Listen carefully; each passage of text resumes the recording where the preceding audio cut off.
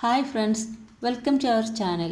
നിങ്ങൾ ഈ ചാനൽ ആദ്യമായിട്ടാണ് കാണുന്നതെങ്കിൽ ലൈക്ക് ചെയ്യാനും ഷെയർ ചെയ്യാനും സബ്സ്ക്രൈബ് ചെയ്യാനും മറക്കരുത്. അപ്പോൾ ഇന്ന് നമ്മൾ ഉണ്ടാക്കാൻ പോകുന്നത് മുട്ട ബിസ്ക്കറ്റാണ്. അപ്പോൾ ഈ മുട്ട ബിസ്ക്കറ്റ് നമുക്ക് എങ്ങനെയാണ് ഓവനില്ലാതെ ഉണ്ടാക്കാമെന്ന് നോക്കാം. അപ്പോൾ മുട്ട ബിസ്ക്കറ്റ് ഉണ്ടാക്കാൻ വേണ്ടി 1/4 കപ്പ് മൈദയാണ് ഞാൻ എടുത്തിട്ടുള്ളത്. അതിലേക്ക് നമ്മൾ ഒരു 1/4 ടീസ്പൂൺ ബേക്കിംഗ് പൗഡർ ചേർത്ത് നന്നായിട്ടൊന്ന് മിക്സ് ചെയ്ത് കൊടുക്കുക. ഇനി നമുക്ക് മാവ് റെഡിയാക്കാം. അതിനുവേണ്ടി ഒരു ബൗളിലേക്ക് 2 മുട്ട എടുത്തിട്ടുണ്ട്.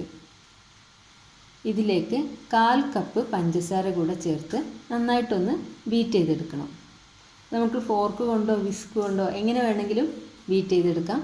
അപ്പോൾ നമ്മളിത് നന്നായിട്ട് മിക്സ് ചെയ്ത് ഞാൻ ബീറ്റർ വെച്ചിട്ടാണ് പെട്ടെന്ന് റെഡിയാകാൻ വേണ്ടിയിട്ട് നമ്മൾ ബീറ്റർ വെച്ചിട്ടാണ് ചെയ്യുന്നത്. വേണമെങ്കിൽ അത് മിക്സിയിലിട്ട് അടിച്ചെടുത്ത് നമുക്കിത് ഉണ്ടാക്കാം. അപ്പം പെട്ടെന്നാവാൻ വേണ്ടിയിട്ട് നന്നായിട്ട് പൊങ്ങി വരാൻ വേണ്ടിയിട്ട് ഞാൻ ബീറ്റർ യൂസ് ചെയ്തിട്ടുണ്ട്. അപ്പോൾ ബീറ്റർ വേണമെന്ന് യാതൊരു നിർബന്ധമില്ല. ഫോർക്കോ മിക്സിയോ എന്ത് ഉപയോഗിച്ചിട്ട് നമുക്കിത് ബീറ്റ് ചെയ്യാം. പക്ഷേ കുറേ ടൈം എടുക്കും അങ്ങനെ ചെയ്യുമ്പോൾ. ബീറ്റർ ഉണ്ടെങ്കിൽ അത് ഉപയോഗിക്കുന്നതാണ് നമുക്ക് സൗകര്യം. ഇനി നമ്മൾ ഇതിലേക്ക് 1/2 ടീസ്പൂൺ വാനില എസൻസും 1/4 ടീസ്പൂൺ ഉപ്പും 2 ടേബിൾ സ്പൂൺ ബട്ടർ ഉരുക്കിയതും കൂടെ ചേർത്ത് ഒന്നുകൂടെ ബീറ്റ് ചെയ്തെടുക്കണം. നമ്മൾ ബീറ്റ് ചെയ്യുമ്പോൾ നന്നായിട്ട് കേക്കിന് ഉണ്ടാക്കുന്ന പോലെ ഭയങ്കര തിക്കായിട്ട് ചെയ്യണമെന്നില്ല. നമുക്ക് ആ പഞ്ചസാര ഒന്ന് അലിഞ്ഞ് പോകുന്നത് വരെ ബീറ്റ് ചെയ്താൽ മതി. ഇനി നമ്മൾക്ക് ഇതിലേക്ക് നേരത്തെ റെഡിയാക്കി വെച്ച മൈദ കുറേശ്ശെയായിട്ട് ചേർത്ത് ഇത് മിക്സ് ചെയ്തെടുക്കണം. ഇതുപോലെ സോഫ്റ്റായിട്ട് നമ്മൾ ഇളക്കി കൊടുത്തുകൊണ്ട് വേണം മിക്സ് ചെയ്യാൻ. മാവ് ലൂസാണെങ്കിൽ നമ്മൾക്കത് നോക്കിയിട്ട് ആവശ്യത്തിന് മൈദ നമുക്ക് ചേർത്ത് കൊടുക്കാം. മൈദ ഇട്ടിട്ട് വേണമെങ്കിൽ ചെറുതായിട്ട് വേണമെങ്കിൽ ഒന്ന് ബീറ്റർ വെച്ചിട്ട് അടിക്കണമെങ്കിൽ അങ്ങനെ വേണമെങ്കിൽ ചെയ്യാം. ഇല്ലെങ്കിൽ നമ്മൾക്കത് ഇങ്ങനെ ഫോൾഡ് ചെയ്തെടുത്താലും മതി. ഇത് ഇച്ചിരി ലൂസായത് കാരണം 1 ടേബിൾ സ്പൂൺ കൂടെ മൈദ ഞാനിതിലേക്ക് ചേർക്കുന്നുണ്ട്. കാരണം ഒത്തിരി ലൂസായാൽ നമ്മളിത് പാത്രത്തിൽ ഒഴിക്കുമ്പോൾ അത് ഒലിച്ചു പോകും. അപ്പോൾ നമ്മളത് പ്ലേറ്റിലൊക്കെ വയ്ക്കുമ്പോൾ നമുക്കത് ഒലിക്കാത്ത രീതിയിൽ ആ ഒരു കൺസിസ്റ്റൻസിയിൽ വേണം നമുക്കത് കിട്ടാൻ. അധികം കട്ടിയായി കഴിഞ്ഞാൽ അത് ഹാർഡായി പോവുകയും ചെയ്യും.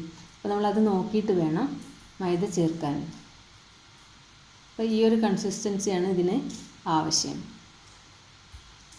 നമ്മളിതിൻ്റെ പാകം അറിയാൻ വേണ്ടിയിട്ട് കുറച്ച് മാവ് എടുത്ത് നമ്മളൊരു പ്ലേറ്റിലേക്ക് ഇങ്ങനെ വെച്ച് നോക്കുമ്പോൾ നമുക്കത് മനസ്സിലാവും.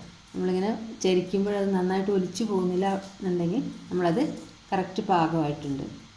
ഇനി നമ്മൾ ഈ മിക്സ് ഒന്ന് ഒരു പൈപ്പിംഗ് ബാഗിലോട്ട് ഇട്ട് കൊടുക്കാം. ഒരു പൈപ്പിംഗ് ബാഗ് നമ്മളിതുപോലെ കപ്പിലേക്ക് വെച്ചിട്ട് നമ്മൾ മാവ് അതിലേക്ക് ഇട്ട് കൊടുക്കുക. അതിനുശേഷം നമ്മൾ ആ പൈപ്പിംഗ് ബാഗ് ഒന്ന് ടൈറ്റാക്കിയത് മേൽഭാഗം നന്നായിട്ട് ടൈറ്റാക്കി വെക്കണം. എന്നിട്ട് അതിൻ്റെ അറ്റത്ത് ചെറുതായിട്ടൊന്ന് കട്ട് ചെയ്ത് കൊടുക്കണം. ഞാനൊരു ദോശത്തവയിലാണ് ഇത് ഉണ്ടാക്കുന്നത്. അതിനകത്ത് ഇതുപോലെ ഇങ്ങനെ ചെറിയ ചെറിയ ഡ്രോപ്പായിട്ട് ഇട്ട് കൊടുക്കണം. മാവ് ലൂസാണെങ്കിൽ നമ്മളിത് ഒഴിക്കുമ്പോൾ തന്നെ അത് പരന്നു പോകും. അടുപ്പിച്ച് വെക്കരുത്, കാരണം ഇത് അങ്ങോട്ടും ഇങ്ങോട്ടും തട്ടാനുള്ള സാധ്യതയുണ്ട്. അപ്പോൾ ഒരു ഗ്യാപ്പ് ഇട്ടിട്ട് വേണം നമ്മളിത് ഇങ്ങനെ ചെയ്യാൻ. ഇതുപോലെ നമ്മൾ ഈ തവ മുഴുവനായിട്ട് ഇങ്ങനെ ഫില്ല് ചെയ്തെടുക്കണം. ഇനി നമുക്കിത് എങ്ങനെ വേവിച്ചെടുക്കുന്നതെന്ന് നോക്കാം. അതിനായി ഒരു തട്ട് ഞാൻ നേരത്തെ സ്റ്റൗവിൽ വെച്ച് നന്നായി ചൂടാക്കിയിട്ടുണ്ടായിരുന്നു. അങ്ങനെ നന്നായി ചൂടാക്കി വെച്ച ആ പാത്രത്തിൻ്റെ മുകളിലോട്ട് നമ്മൾ ഈ ദോശത്തവ വെച്ച് കൊടുക്കുകയാണ് ചെയ്യുന്നത്. എന്നിട്ട് നന്നായിട്ടൊന്ന് അടച്ച് വെച്ച് ഒരു 10 മിനിറ്റ് ചെറിയ തീയിൽ വേവിച്ചാൽ മതി. നമ്മളിത് അടച്ച് വെച്ചിട്ടുണ്ട്. ഇനി ഒരു 10 മിനിറ്റ് ചെറിയ തീയിൽ നമ്മൾ വേവിക്കുമ്പോൾ നമ്മുടെ ബിസ്ക്കറ്റ് ഇവിടെ റെഡി ആയിട്ടുണ്ടാവും. അപ്പോൾ നമ്മുടെ ബിസ്ക്കറ്റ് ഇവിടെ വെന്തിട്ടുണ്ട്. നമ്മൾ തൊട്ട് നോക്കുമ്പോൾ അറിയാം. വെന്തിട്ടില്ലെങ്കിൽ അതിൻ്റെ മുകൾ ഭാഗം നമ്മുടെ കയ്യിൽ ഒട്ടിപ്പിടിക്കും. ഇങ്ങനെ ഇളക്കുമ്പോൾ നമുക്കതിന് നല്ല ഈസി ആയിട്ട് കിട്ടുന്നുണ്ട്. ഇത് ഒരു പാത്രത്തിലേക്ക് മാറ്റി കുറച്ച് കഴിഞ്ഞ് നോക്കുമ്പോൾ നമുക്കത് ക്രിസ്പി ആയിട്ട് കിട്ടും. പാത്രം തുറന്ന ഉടനെ തന്നെ അത് ക്രിസ്പി ആയിട്ട് കിട്ടില്ല. അതൊന്ന് കുറച്ച് നേരം മാറ്റി ഒരു പാത്രത്തിലേക്ക് വെക്കുമ്പോഴാണ് നമുക്കത് ക്രിസ്പി ആയിട്ട് കിട്ടുന്നത്. അപ്പോൾ നമ്മുടെ മുട്ട ബിസ്ക്കറ്റ് ഇവിടെ റെഡി ആയിട്ടുണ്ട്. നമ്മൾ ഈ എടുത്ത മാവിൻ്റെ അളവ് വെച്ചിട്ട് നമുക്ക് ഈ ദോശത്തവയിൽ പോലെ 3 പ്രാവശ്യമായിട്ട് ചെയ്യാനുള്ള ബിസ്ക്കറ്റ് കിട്ടിയിരുന്നു.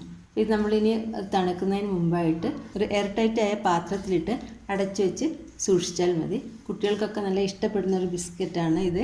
നിങ്ങൾ വീട്ടിൽ ട്രൈ ചെയ്ത് നോക്കുക. ഈ വീഡിയോ ഇഷ്ടപ്പെട്ടാൽ ലൈക്ക് ചെയ്യാനും ഷെയർ ചെയ്യാനും